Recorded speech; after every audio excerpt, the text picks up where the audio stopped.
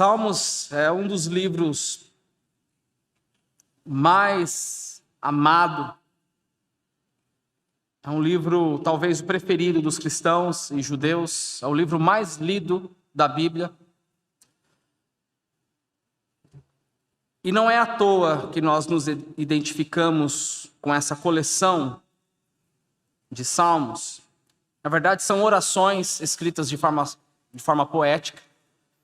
Orações que eram cantadas pelo povo de Israel na época do templo, quando existia o templo na cidade de Jerusalém.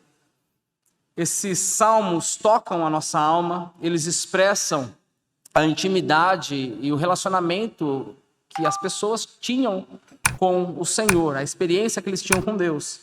O salmo que nós vamos ler é um hino escrito pelo rei Davi.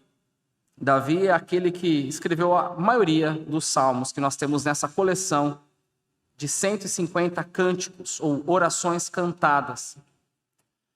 O salmo de número 16 diz assim, acompanhe comigo. Guarda-me, ó Deus, porque em ti me refugio. Digo ao Senhor, tu és o meu Senhor. Outro bem não possuo, senão a ti somente. Quanto aos santos que há na terra, eles são os notáveis, nos quais tenho todo o meu prazer. Muitas serão as dores dos que trocam o Senhor por outros deuses. Não oferecerei as suas libações de sangue ou sacrifícios de sangue. E os meus lábios não pronunciarão os nomes deles. O Senhor é a porção da minha herança e o meu cálice. Tu sustentas a minha sorte. As minhas divisas caíram em lugares agradáveis. É linda a minha herança. Bendigo o Senhor que me aconselha, pois até durante a noite o meu coração me ensina. Tenho o Senhor sempre diante de mim. Estando Ele à minha direita, não serei abalado. Por isso, o meu coração se alegra e o meu espírito exulta, até o meu corpo repousará seguro, pois não deixarás a minha alma na morte, nem permitirás que o teu santo veja a corrupção. Tu me farás ver os caminhos da vida. Na tua presença, a plenitude de alegria, à tua direita, há delícias perpetuamente. Eu quero convidar você a orar mais uma vez. Senhor, nós agradecemos por este culto maravilhoso que o Senhor tem providenciado para cada um de nós nessa noite.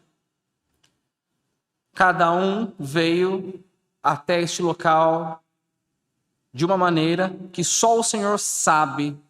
Alguns mais felizes, outros abatidos, alguns esperando uma resposta do Senhor, outros simplesmente para cumprir tabela na sua agenda, outros com o coração cheio de gratidão por aquilo que o Senhor realizou na vida deles durante essa semana. Mas todos nós estamos diante do Teu Espírito Santo, que enche esse lugar. E nós pedimos para que o Senhor fale ao nosso coração nessa noite, a despeito das minhas limitações, a despeito das nossas distrações, que o Senhor fale conosco, ó Deus, fale com o nosso coração, não permita, ó Deus, que saiamos daqui da mesma forma como entramos, mas a nossa reverência, a Tua palavra nesse momento que será pregada, acontece em nome do Teu Filho Jesus. Amém.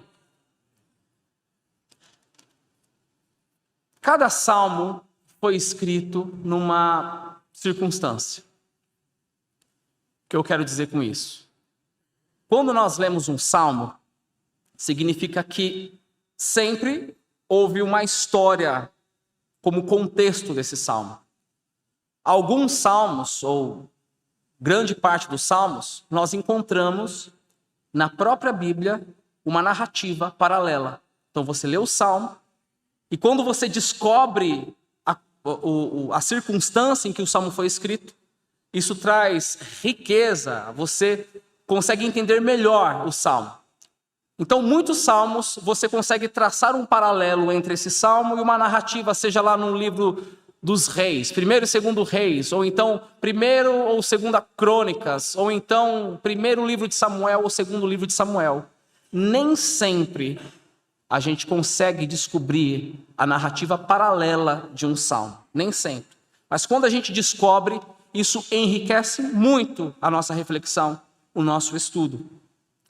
A pergunta que fica, então, diante disso, é qual seria aqui a circunstância, qual seria o contexto pelo qual o rei Davi teria escrito este salmo.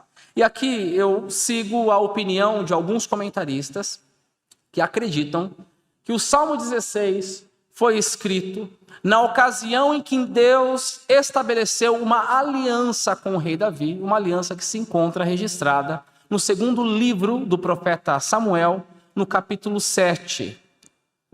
Nós não iremos ler o capítulo 7 de 2º Samuel, até pelo tempo que nós temos aqui, mas eu quero deixar o desafio a você, para que durante a semana você leia o capítulo 7 de 2º livro de Samuel e compare com o Salmo 16. Mas eu gostaria de trazer algumas informações do que consta no capítulo 7 do 2º livro de Samuel. Então, Deus ali tinha acabado de fazer uma aliança com o rei Davi, e nessa aliança, Deus promete que garantiria o trono de Israel, o trono de Judá, para a descendência de Davi. Seria um trono eterno. Sempre haveria um descendente de Davi no trono de Judá, no trono de Israel. Comparando com o Salmo 16, parece não fazer muito sentido, né? Porque o Salmo relata aqui um pedido de Davi pedindo por proteção. Guarda-me, ó Deus. Por que Davi estaria pedindo por proteção, pedindo aqui para ser guardado, se Deus tinha acabado de fazer uma aliança com ele? E se você ler depois na sua casa o capítulo 7 de 2º Samuel, você vai perceber o quê? Que a arca da aliança, que estava fora de Israel, ela tinha sido trazida pelo rei Davi. A arca foi colocada no centro do culto de Jerusalém, ou de Israel.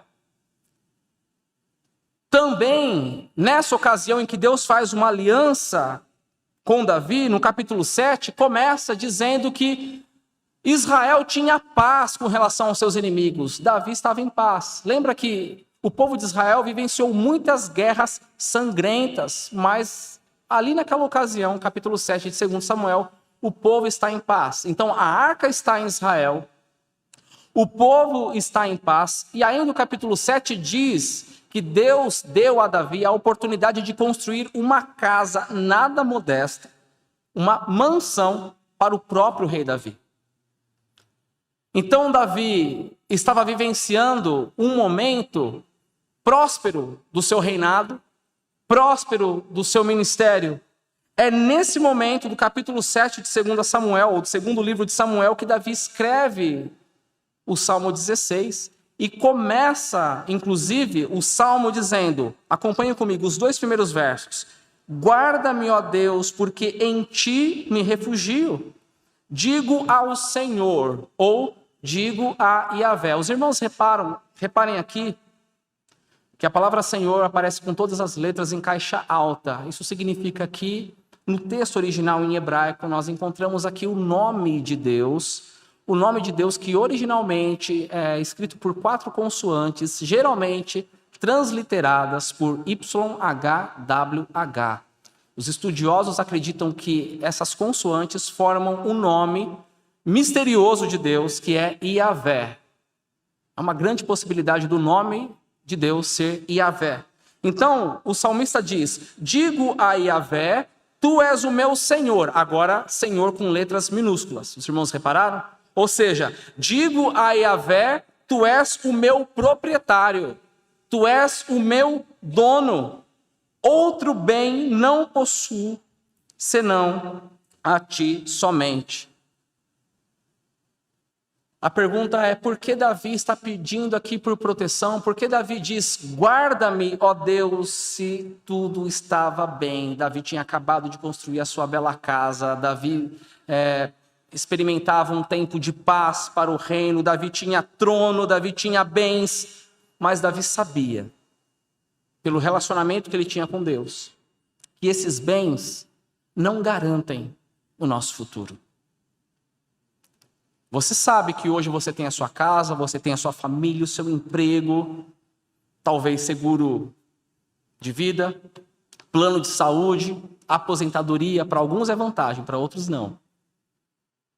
Hoje você tem. Mas e amanhã? E Davi sabia disso. A sua confiança, a sua esperança não estava nos seus bens, e por isso que Davi dispôs em seu coração ter somente Yahvé, somente o Senhor, como seu proprietário, como o seu bem. Davi tinha Deus como seu refúgio e mais ninguém.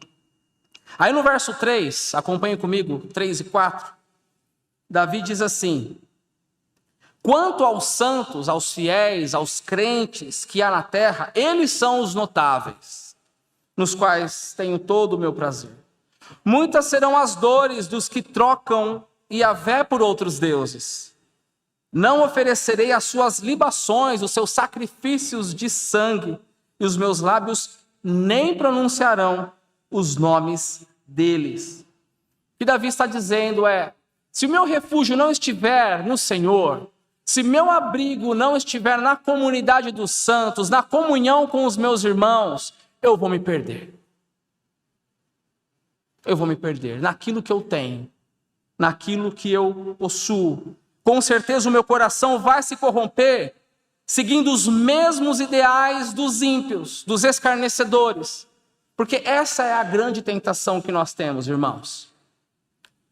Quando o Senhor não é suficiente para nós, nós buscamos segurança e estabilidade em outro lugar. E aí nós assistimos à prosperidade dos ímpios e nós os invejamos. Tem um outro salmo que foi escrito por Asaf, Salmo 73, se você puder abrir rapidamente, que retrata exatamente isso. A inveja de um crente pelos ímpios que prosperam. É um salmo fantástico. Eu gostaria de ler apenas 2 versos que nos ajudam a entender a moral da história de todo o Salmo 73. O Salmo 73, página 835, verso 2 diz assim: olha o que o salmista diz: quanto a mim, porém, quase me resvalaram os pés. Faltou pouco para que se desviassem os meus passos, pois eu invejava os arrogantes, ao ver a prosperidade dos maus. Essa tentação, ela é muito forte para nós que buscamos ter o Senhor, apenas o Senhor como nosso bem. Então Davi aqui está dizendo: eu não vou me juntar a esses maus escarnecedores. Eles abandonaram o Deus verdadeiro, viraram as costas para Yahvé. Que proveito eu teria seguindo o conselho deles, ou seguindo os ideais, os sonhos deles? Não, a minha admiração não está com essa gente. A minha admiração está com aqueles que se dedicam integralmente pelo Senhor.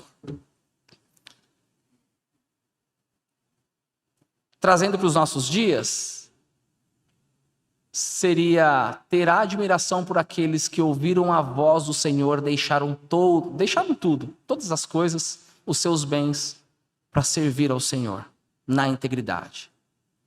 Hoje de manhã teve uma irmã que me procurou para comprar um dos livros de biografia missionária. É como se Davi estivesse dizendo exatamente isso.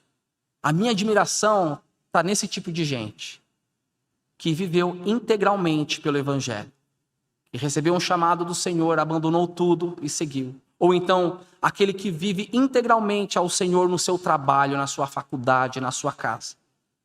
É com essa gente que eu quero me juntar. É com essa gente que eu preciso conversar. É com essa gente que eu serei edificado. Agora, preste atenção aqui, meus irmãos. Davi, Ele começa o salmo dizendo: guarda-me, ó Deus, mas não é dos inimigos. Em outras ocasiões, Davi pede refúgio dos seus inimigos. Mas aqui, no Salmo 16, é quase que Davi estivesse pedindo proteção de si mesmo, do seu próprio coração. Porque ele sabia do potencial do seu coração de transformar essas dádivas do Senhor, o reino, o trono, a casa nova, em maldição, em ruína para ele. Então, quando Davi diz aqui, guarda-me, ó Deus, é porque ele sabia que se Deus não fosse o seu refúgio, ele se perderia nos bens, ele se perderia nas más companhias, ele se perderia na idolatria. E Davi quer proteção de tudo isso. Os olhos do rei Davi aqui estão na eternidade. Ele não quer se iludir com esse mundo.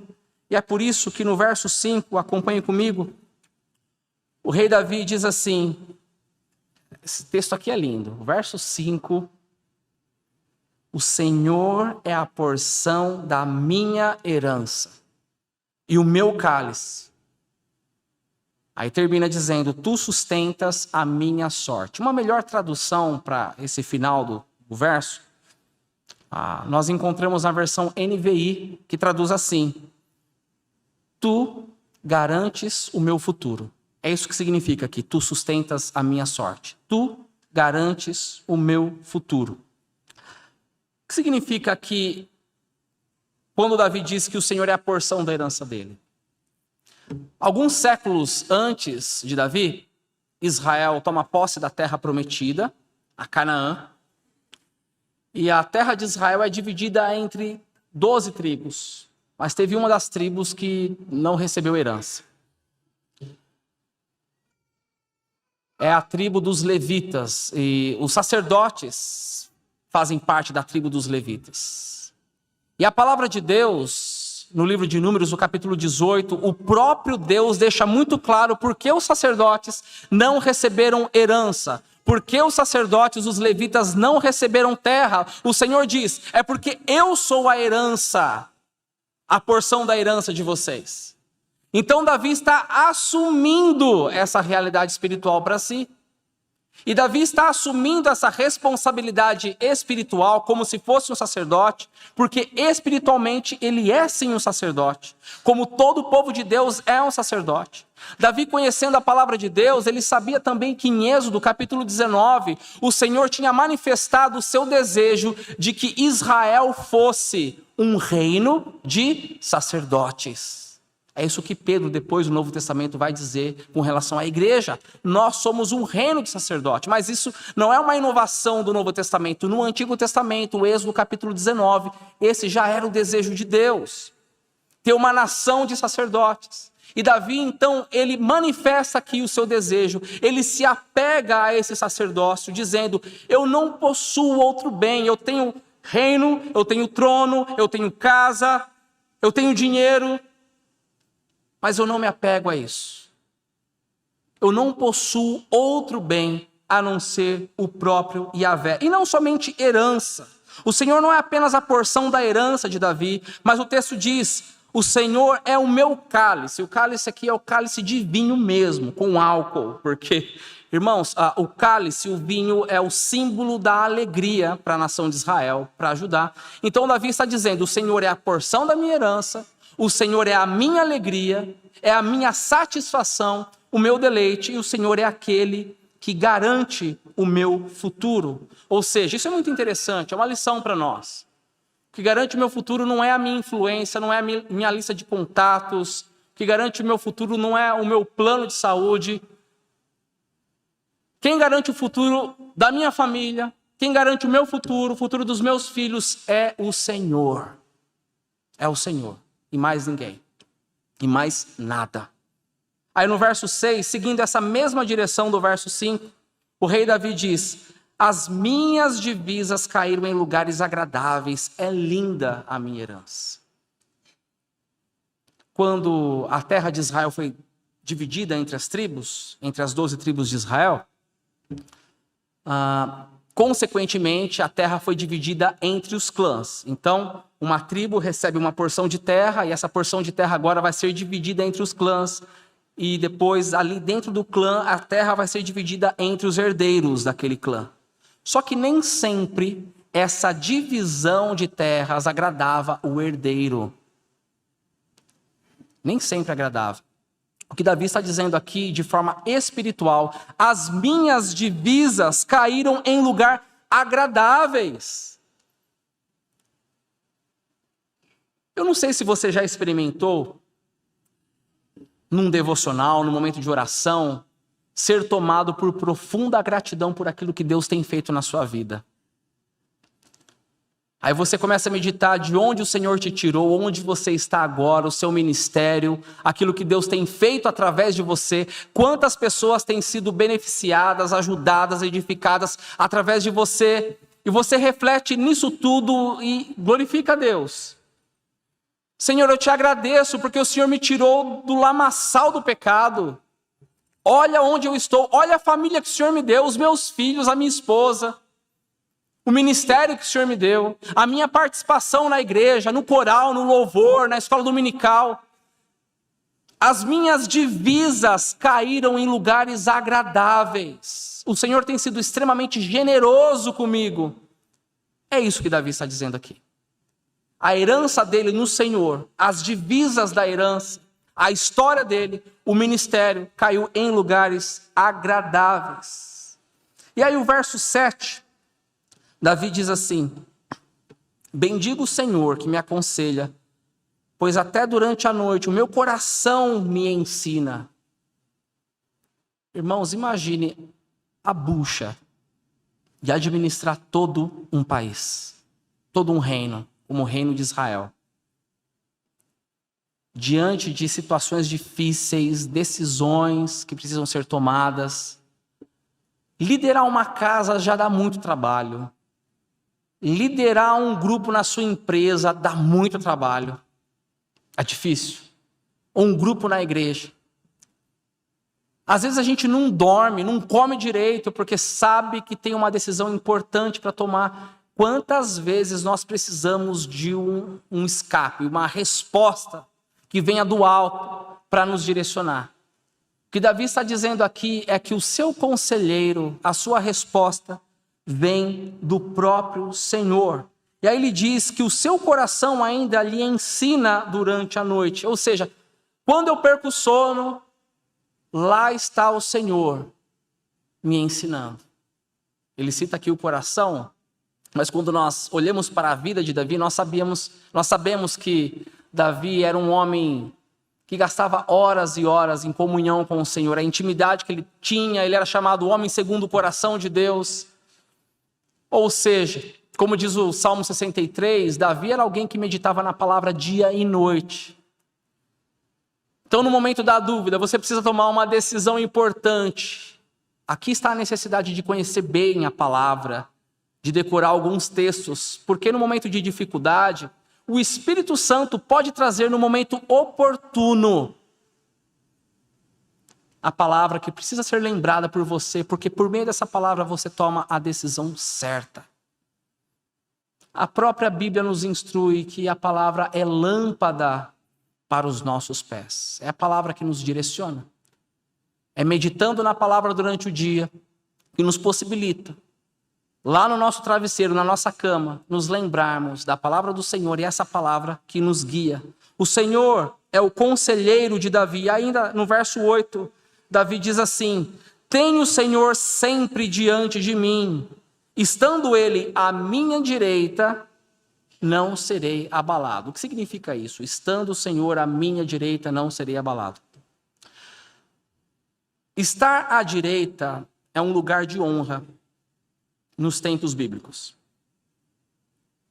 Então, quando você se sentava à direita de um rei, de alguém importante, é porque você estava se sentando num lugar de honra.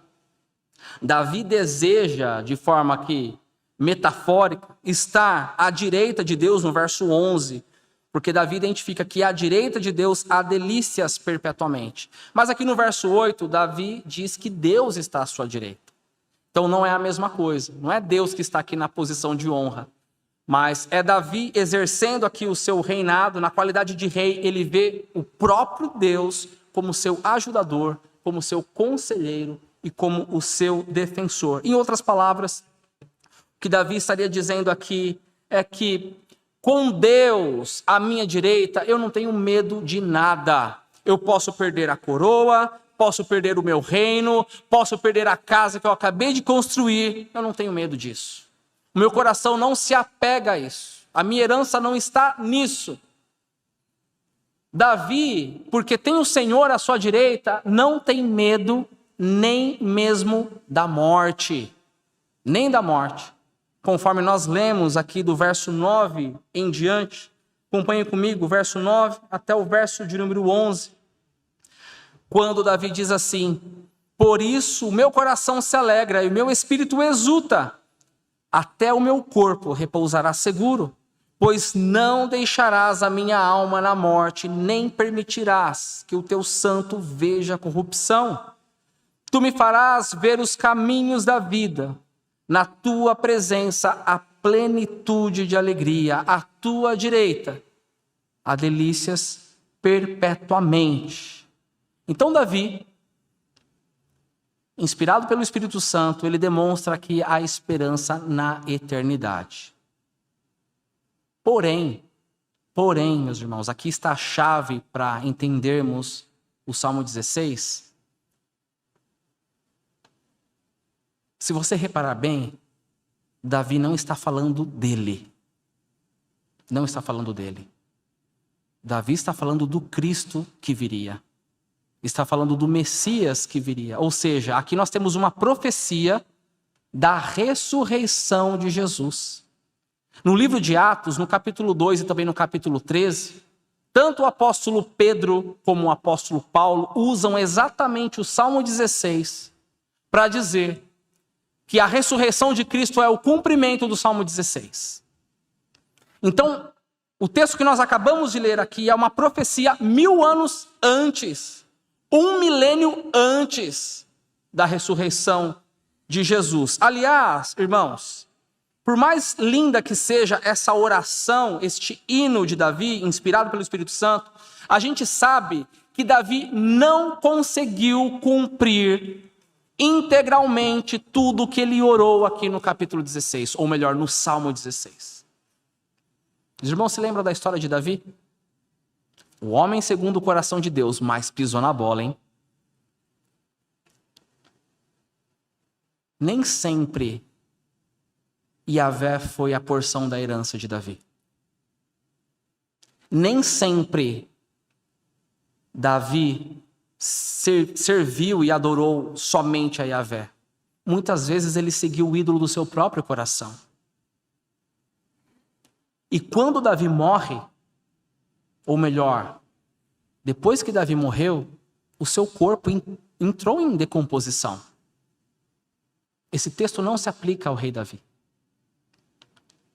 Mas acontece que Davi tinha esperança no Cristo que viria.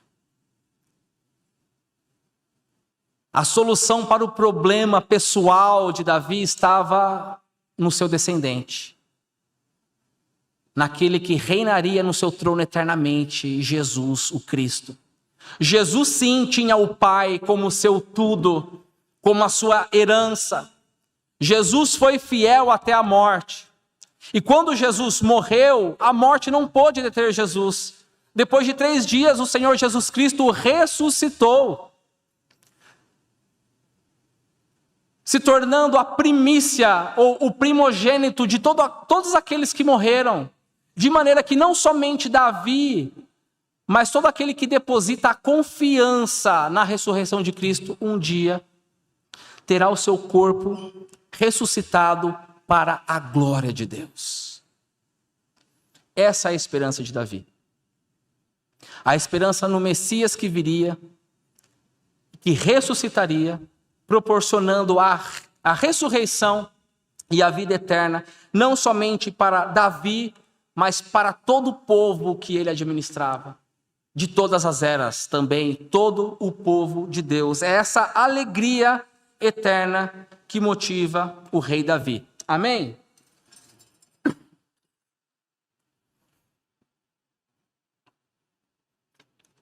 Irmãos, tendo essa exposição em vista, eu gostaria de praticamente concluir a nossa reflexão destacando uma lição que nós podemos aprender aqui com o Salmo 16. Eu creio que a lição que se destaca para nós nessa noite, eu falo nessa noite porque amanhã você pode ler o mesmo texto e o Espírito Santo trazer outras aplicações. Mas nessa noite eu creio que o Espírito Santo tem para nós a lição para a primeira IPI de Bauru é a bênção de não ter outro bem além do Senhor.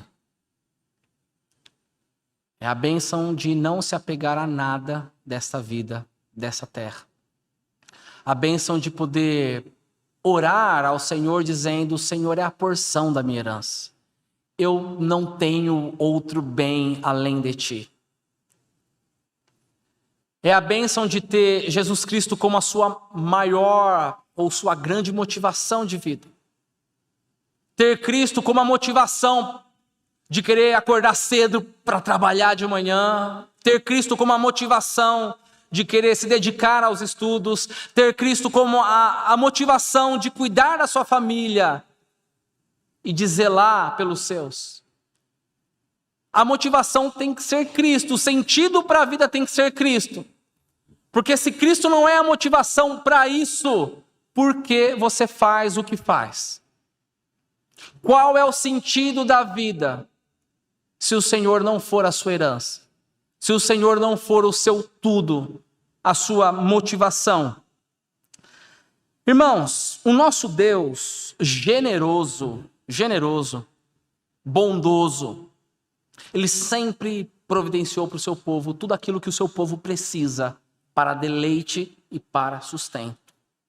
No Senhor nós temos tudo aquilo que nós precisamos. Nem tudo o que nós queremos, mas tudo aquilo que nós precisamos. Desde o início da história é assim. Na criação de Adão e Eva, o primeiro casal, nossos primeiros pais, antes de trazer a existência do casal, Deus proporciona e cria o ambiente para o casal.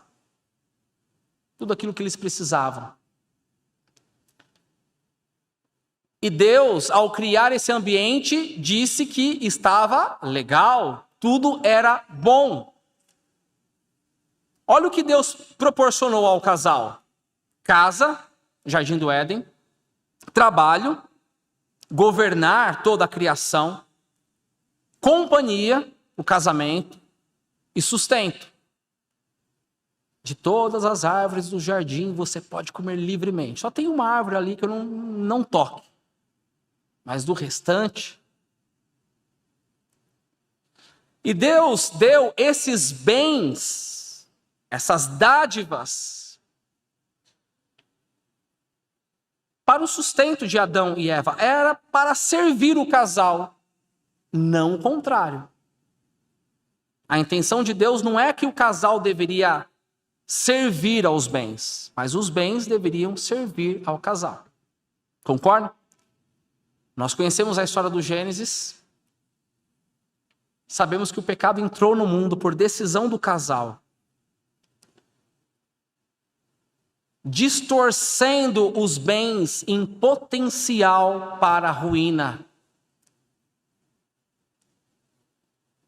Quando Adão e Eva resolvem pecar, nós olhamos para a história do Gênesis e nos lembramos de Deus expulsando o casal do Éden, mas entenda que antes dessa expulsão, para o bem do próprio casal, houve outra expulsão. Quando Adão e Eva expulsam Deus do trono, do santuário do coração. E quando Adão e Eva expulsam Deus do coração, nós encontramos um vazio no coração humano, na humanidade. os bens começam a tomar espaço, a liderança desse coração. De maneira que hoje, a humanidade é desesperada para possuir alguma coisa, para chamar essa coisa de seu. Isso é meu. Desde o Éden. Deus deu bens para o casal, o pecado entrou na história e o pecado transformou esses bens, e esses bens passaram a reinar no coração humano. Meus irmãos, o desafio para nós nessa noite, eu creio que o chamado do Senhor para cada um de nós é que haja uma reconsideração em nosso coração. E para essa reconsideração, algumas perguntas precisam ser feitas, e são perguntas bem simples, bem devocionais. A começar, o que você possui? O que você tem? Onde está a porção da tua herança? É uma pergunta que precisa ser respondida com muita cautela e com muito cuidado, porque, preste atenção, nós nos tornamos escravos daquilo que nós possuímos, daquilo que nós temos. E nessa noite o Senhor quer nos libertar deste outro Senhor, desse outro Deus. É por isso que quando Jesus surge na história pregando o evangelho, pregando o arrependimento, convidando as pessoas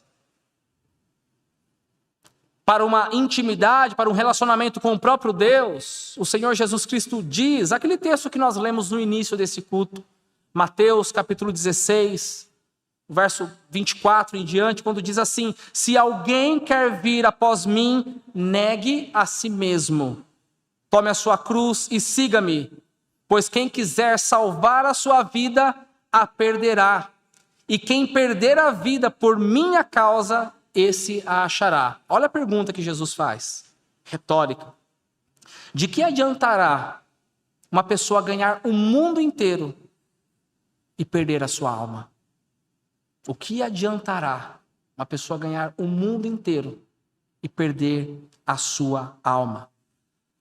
Então a lição que fica para nós do Salmo 16 é que o bem-aventurado, o bendito é aquele que não possui, não se prende a nada deste mundo, dessa terra.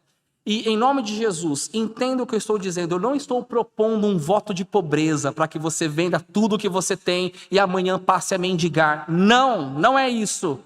Até porque não existe salvação por condição social, que fique bem claro. Em alguns lugares se pregam isso. E você ser pobre é um sinal de salvação. Não. Nós temos servos de Deus na Bíblia que eram muito ricos. Eu estou provocando a nossa mente hoje para algo que é muito mais profundo, tem a ver com a batalha que é travada no nosso coração. Onde está a porção da nossa herança? A quem nós servimos? Porque você pode sim, creio eu, e assim a Bíblia testifica, você pode ter posses, você pode ter uma mansão, você pode ter empresas, e mesmo assim o Senhor ser o seu deleite. E você não ser apegado a isso. E a porção da sua herança é o próprio Senhor, é o próprio Deus. Agora, se você tem Deus, Cristo, como o seu tudo, a porção da sua herança, preste atenção. Se é uma condicional, se o Senhor um dia pedir algo de você, ou a sua casa, ou o seu emprego, se o Senhor pedir alguma coisa, não vai ser um caos para você. Porque a sua herança não está nisso. Você não se prende às coisas dessa terra. A sua herança é o Senhor. Então você não vai se desesperar. Eu perdi isso, perdi aquilo. É lógico que alguns perguntam, mas será que Deus faria isso? Hoje eu estou tão bem. tão seguro, tão estável, Deus pediria alguma coisa de mim, algum bem material, ou alguma coisa que ocupa um lugar enorme no meu coração? Biblicamente, a resposta é sim. Sim. Os irmãos se lembram de Abraão? Deus pediu algo de Abraão que foi muito mais valioso do que uma casa, do que um reino, do que um trono, do que uma coroa. Foi o seu próprio filho. Os irmãos se lembram? Que decisão difícil Abraão teve que tomar naquele dia. Abraão tinha uma promessa de ser pai de numerosa multidão. Mas tinha um problema para isso.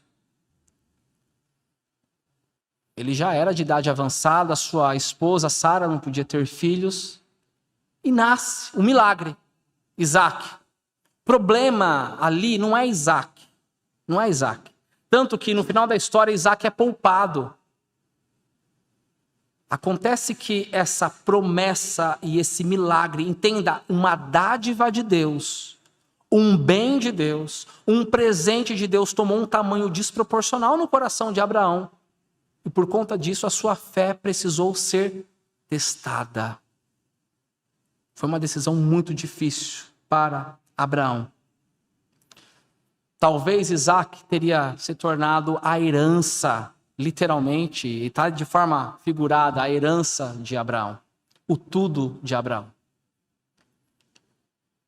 Irmão, irmã, Deus tem providenciado diariamente bênçãos sobre a sua vida. Você tem sua casinha, seu emprego, sua roupinha, tantos outros bens que o Senhor concede, tantos livramentos diários. Será que isso não tem ocupado um tamanho desproporcional no seu coração? Será que você não tem depositado a sua herança naquilo que você possui? Será que você não tem sido escravo daquilo que você tem? É essa pergunta que nós precisamos fazer nessa noite. Onde está a porção da sua herança?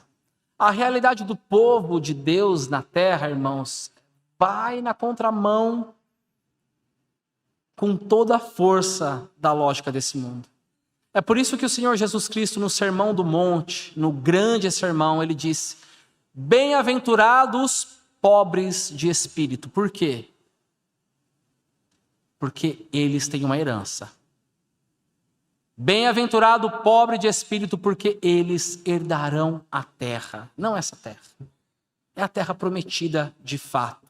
Bem-aventurados os pobres de espírito, não pobre material, mas o pobre de espírito, porque ele não é mais escravo daquilo que ele possui. Não é mais escravo daquilo que ele tem. A sua herança está no Senhor. E essa é a bênção, meu irmão. Essa é a bênção, minha irmã, de não ter nada. De ter somente o Senhor como nosso refúgio, o nosso Redentor, aquele que sustenta e garante o nosso futuro. Amém?